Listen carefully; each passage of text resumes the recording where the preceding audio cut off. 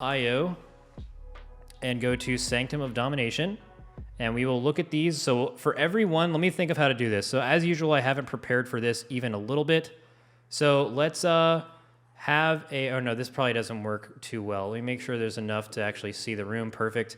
And then let's also just get a video, a heroic video. If there's any VOD of a guild doing this on heroic, not imperative, but any other guild that streamed the heroic testing, it could be anyone, just so I can kind of give a visual of an in-fight POV.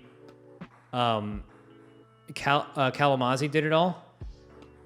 Oh, and okay, speaking of Kalamazi, just as a base thing before this starts, if these guides that I do, even though I'm totally winging it, if these look anything like anyone else's guides before me, I'm really sorry, and I am not meaning to copy your shit. Like, I do not want to get twit longered.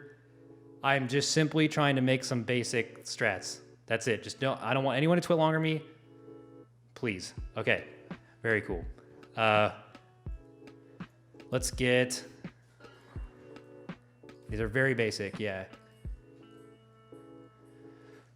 Oh, perfect. We have anima powers. Excellent. So how should this be formatted? So let's get a little notepad out. Oh, that's so bright. Oh, we hate that.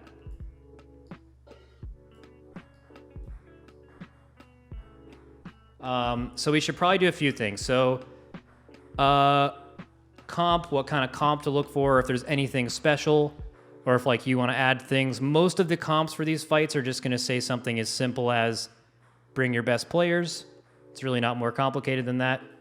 Some fights there will be like, if you bring one of these, it makes this a lot easier, pretty obvious. I'll add that. Things to look out for and how to deal with them. So I'll probably just name a mechanic. So on the first boss, it'll be, I forget the name of them. Are they like the reflections? What are the things called that you have to soak? Maybe I should open up like PTR. Open up PTR and just look at what they are actually called. Oh no, open up PTR is no point. Let me, is there an updated Wowhead? It's Torments, right? Yeah, is there an updated Wowhead Dungeon Journal? Because I know what all these things are, I just don't know their exact name. Like usually I call them different shit, you know? Is it, so Wowhead, Sanctum of Domination, Dungeon Journal? Is that like a link? Or maybe it's like called something else? Let me see if this is updated. So they did the most recent one. What was the most recent thing they did? Can you set this to different difficulties? I'm so confused. Is this on, what difficulty are these on? I might have to go, oh,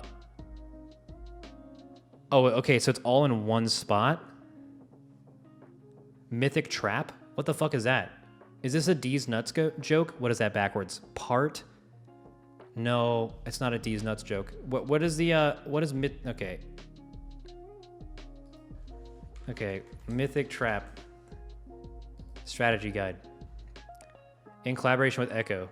Oh, cool. If they have like a good Dungeon Journal stuff. Let's see. It's definitely not a D's Nuts joke.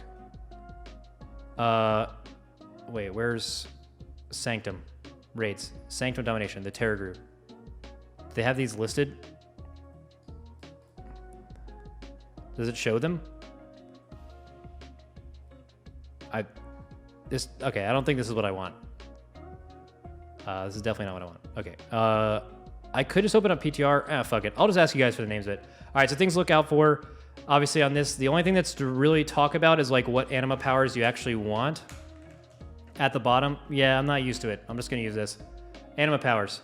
What are good, what's bad, and what to like look out for. There's a lot of like good damage ones, but I'm not like too interested in that. Like you guys will figure out like what the best damage ones are. There's just a couple of like defensive ones.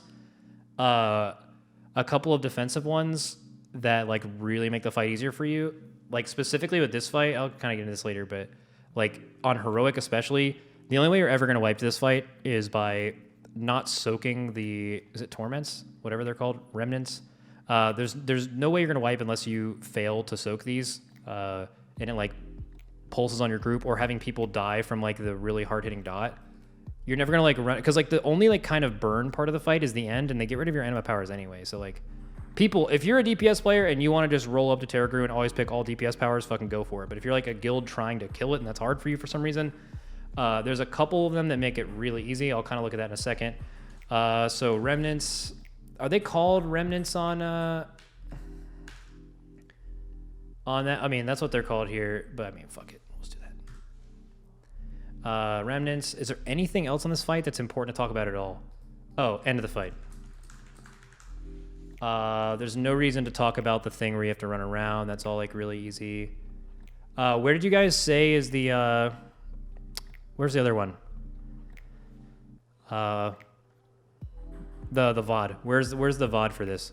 Oh, Kalamazi. I almost called him Kalamazai again. Is it on his YouTube? On his YouTube?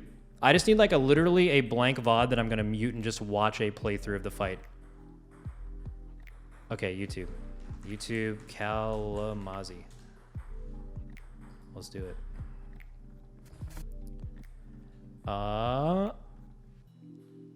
This isn't good. This does not look like what I want.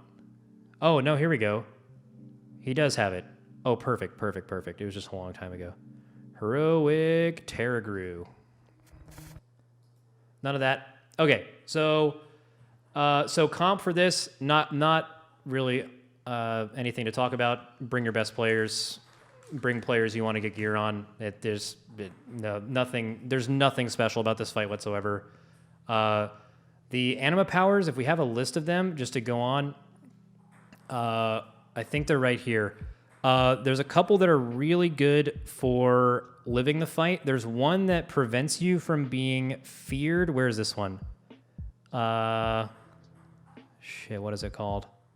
You are immune to fear and stun effects. Why this is important is there is a ability on this fight where the boss will like throw his little chains out and it's going to focus on a player. That player just runs away from the raid. After 8 seconds, the chains fly in their direction and stuns the first target struck, inflicting 50 physical damage. So how you would deal with this is if you had Young Money Tarragrue right here and you had your entire raid behind the boss, simply the person who gets picked, let's just say the person who gets picked is this melee. You don't have to go full distance. You just want to go like right here or maybe here. And the person soaking it, let's just say that is your Hunter. Your Hunter picked that up. Yeah, you guys can meme about Hunter. It's fine. But like, let's just say your Hunter's the person who got this anima power, the one that makes you immune to fear and stun effects, ever beating heart. You would have that guy just simply stand in the line and it would soak it. There were a couple of things on testing that's important for this. If you're too close to the boss, even though he stuns and fears you, he might instantly kill you. So I just stay a little bit out of his melee hitbox until it goes off. That's probably the thing that's going to kill the most pug groups. And it's not because people are going to forget to move out. It's just that people are going to be unaware. Like, let's just say this dude, let's say his name is Johnny, this melee, he gets the chain, but then he just does this, and he goes behind the group. It's just going to kill the closest person. So try to have your raid, generally speaking, behind the boss-ish, and have the people who get it either go to the left or right and have them marked. So their bigwigs or DVM will probably have something like this at the time. I don't know if it's there right now. Where to like mark them with a diamond or something. Just have a diamond marker and always pull the boss to the same spot and have that marker be the spot you go to and have the soak marker be like, you know, fucking triangle or something. Just really basic. For pugs especially, that's probably going to be the best way to deal with that. Just have your soaker always go to triangle and have Johnny go to triangle. You can also immune this, by the way, or diamond to me. You can immune this as well. You can bop it. I think all true immunities work. I think even turtle works. And it has to be anything that prevents a stun. I think IBF works. Like, just basically anything from you getting stunned is good. The fear part of this isn't really important. The fear part is only because there's like one mechanic where you like spread his melee, and if there's anyone in your circle, you like fear them. It prevents that, but like it's just whatever.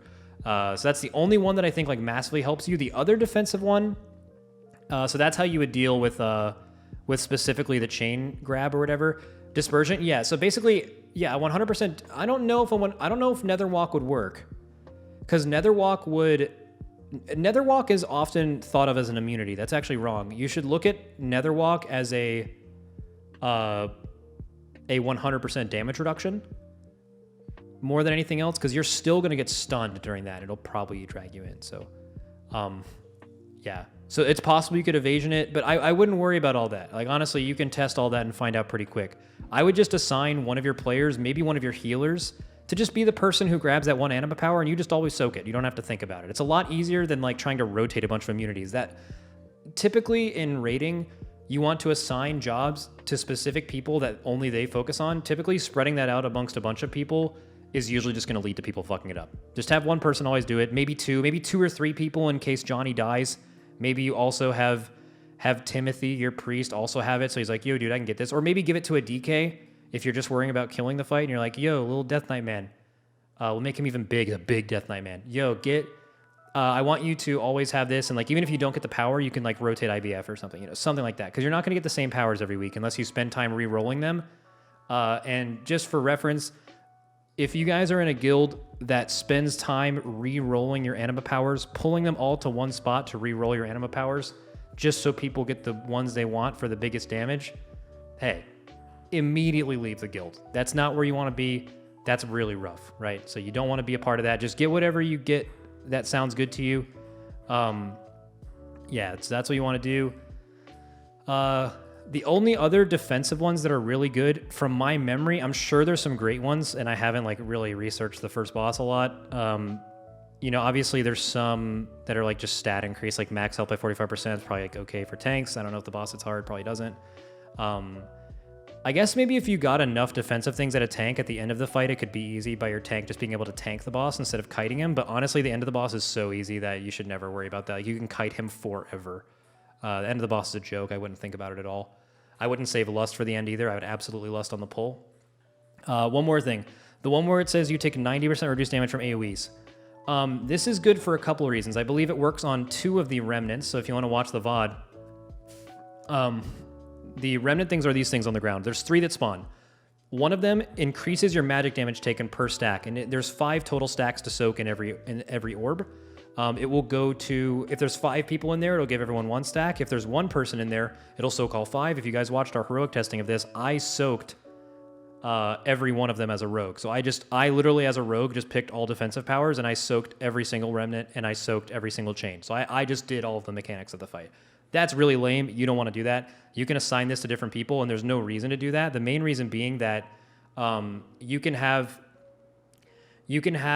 your tanks solo soak the like dot one and the magic damage increase. So you can have your tanks actually soak 2 of these circles entirely. They also changed the visuals since this test, so it's a little bit easier to see. In this test, 2 of them were gray and 1 of them was red. Now like one of them's like purple, so it's like pretty easy to see. That's not a flex, dude. It's not a flex to be the only person in your raid doing mechanics. That's simp shit. You do not want to do that. Okay, but either way, so whenever you see a red one, you want a tank to soak it. Whenever you see a magic damage one, you want your tanks to soak it. You can split it out amongst the raid. That's fine. The only rule I would say for remnants would be never have tanks soak physical one, because they're the only people in the entire fight that actually take any form of physical damage. So the physical one can simply be soaked by anyone in the raid, and you can have your tanks solo the other 2. However, in a pug, if that's a problem, the only real way you wiped this fight is combining 2 points of lethal damage. Number 1 is the dot. Okay, this is what's going to kill you. Where's the thing? No. Oh, is the dot only on Mythic or something? They don't even mention it here. There's like a big dot on this fight. I don't even know the name of it. So, there, this is it. Grasp of Death. Titans around the player, inflicting 13k shadow damage every 2 seconds for 40 seconds. This is a huge dot. I would put this at the same level as, like, do you guys remember the seed dot on Zymox? Like how much that would just kill people? It usually wouldn't kill people alone if you had good healers. What it would do is kill people in combination of a bunch of raid damage. So just that's what's going to kill people. What's going to kill people in this fight is this dot plus not soaking a remnant. When you don't soak a remnant, it pulses on the raid. You do not want to do that. Just make sure you instantly soak every remnant. And then the other mechanic is this, just the, what is it? The little like safe spot. Okay. This is super easy. I know a lot of ranged were actually taking the anima power of, what is it? The one where you take no damage from AoE attacks, and they just weren't ever moving for this. That's fine. I would actually recommend getting that on melee, because ranged really don't lose a lot of damage by doing this part of the fight, but melee could get screwed. So like if you rewind it here, okay, the boss does hungering. This is fine. Everyone can make it here super easy, but sometimes they're super far away from the boss and you can't hit them. Like right here. Imagine being a melee and wanting to move out here. That's not fun, right? You don't want to do that. So you want to grab the you want to grab the 90% of the melee because it's probably one of the biggest DPS increases because you don't lose any downtime. Then the last thing is the fear. So the fears are going to go out. You can probably see them here. It usually does it right after the hungering. See this right here. You guys see this? As soon as you see these spawn, someone needs to move into it instantly. Top of my head, I think this is the physical one. It might be the magic debuff one, but not the fire one. So you always just want to make sure that's going off. Like that's what's hitting their raid right now. It's owning them because no one's soaking it. You never want that to go off. That's like one of the very few wipe scenarios on this fight. Oh no. So that melee was in there with a fear. To go soak it, and then someone went into the fear. So you want to dispel those fears whenever you can. I would say if you see fears on people, always prioritize melee for dispels healers. However, do not dispel them without being sure they're not on top of other people. Just like prioritize melee, give them 2 seconds to spread out, and then start getting rid of melee. Super easy to get rid of other people. Also, you can just tremor it. So if you have a shaman. Very cool. I think that's it. Other than that, just pick whatever anima powers look cool for you. Honestly, it's not that big of a deal. I think most groups would probably one-shot this in a pug without any anima powers. Maybe you'd lose some people to chain by not having a designated person there, but it's very doable. So I would, yeah, this fight's fine. Just pick whatever anima powers you want, and you'll do okay. Just make sure you have people specifically assigned to instantly soak, or you just get it in your raiders' heads that you need them to soak the remnants that come out. That's basically it. The rest of it is fine. I will tell you though, probably the biggest killer on this fight is going to be pugs or less experienced mythic guilds that are like just doing heroic and didn't do a lot of research. Is the chain is going to kill people a lot if you don't have someone specifically assigned to soak it. And again, it's as simple as just doing it on the side of the boss. Always bring the boss back to the middle. Okay, that's it. Do you think I missed anything, chat? Is there anything I missed on this fight that's like actually important? I'm not gonna like go through and name every mechanic. There's no point to do that. Tank. Also, I don't care about tank mechanics. If you're watching this right now and you're a tank and you want to learn how to tank this raid, this is not for you. I completely disregard tank mechanics unless they do things to the raid. So I won't talk about tank stuff at all. This is for general purpose use for the entire raid. Are there safe areas on the designated spot during the dance? I don't know if there's like safe areas in general in the room, but I mean, you don't need to know safe spots. You just like move to these spots, right? Yeah, like here, let me see if I can find one. Oh, I don't know if they're going to show the end of the fight. Are they going to show the end of the fight? Everyone's alive. Here we go, 13%. Why is he... Oh, no, so he's not pushed yet. They're just... I think their tanks are just dead normally. Let me find a better pull. Here we go. Okay, so he's at 15% with the whole raid alive. 13%, 10%. So right now, he gets rid of all of your anima powers. They're gone, and he just slowly chases around someone. You can kite it with a tiger's lust. You can kite it with anything. I've heard a lot of people say to save lust for this to kill him. You do not need to do that. If you had tanks stack defensive anima powers, you could certainly tank him. The issue is he double enrages, or at least he did when we were doing it, where he gets like the natural fight enrage plus the also 10% enrage. I don't know. I'm sure you can like beat that. But yeah, you can just kite him. Just Tiger's Lust, feathers. If it goes on a DPS, you can like evasion it. Like there's nothing to... Oh, you can... Oh yeah, you lose powers. I forgot. Well, you can tank him without powers too, though. Not for very long. He hits pretty hard, but yeah, you just kite him and kill him. It's like you can probably watch them do it. They have him still. Oh yeah, they have an alpha male tanking him, or they have someone immune. Looks like they only had 1 DPS dies. Yeah, like look, like he's just... You're never gonna wipe at this part. It's pretty easy. All right, cool. On to the eye. Let's keep using Kalamazi's videos. That's fun.